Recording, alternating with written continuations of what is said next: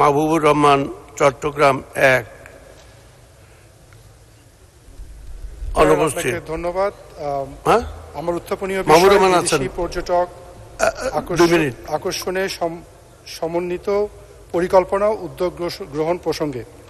মাননীয় স্পিকার, বাংলাদেশে রয়েছে বিশ্বের দীর্ঘতম সমুদ্র সৈকত কক্সবাজার ও প্রাকৃতিক সম্পদে সমৃদ্ধ পর্যটন কেন্দ্র।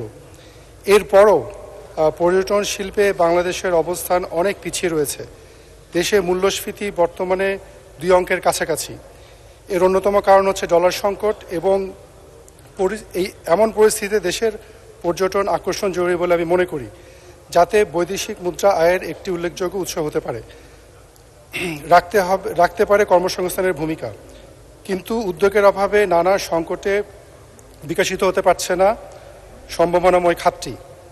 দেশে বিদেশি পর্যটক আসার ক্ষেত্রে পদে পদে প্রতিবন্ধকতা রয়েছে, অথচ পার্শ্ববর্তী মালদ্বীপ, থাইল্যান্ড, নেপাল, ভুটান ও শ্রীলঙ্কার মতো দেশের অর্থনীতি অনেকটাই পর্যটন নির্ভর। অনারাইভাল ভিসা পাওয়া কঠিন, বিমানবন্দরে হয়রানির শিকার হওয়া, বিদেশি পর্যটক বান্ধব ট্যুরিজমের অভাব রয়েছে। পর্যটক যে সকল সুযোগ সুবিধা চায় সেটা অনুপস্থিত রয়েছে। এমতো অবস্থায় ধীরে ধীরে সরকারের এই লোকসানি প্রতিষ্ঠানের সুযোগ সুবিধা বেসরকারি খাতে দিলে পর্যটন খাতের উন্নতি হবে।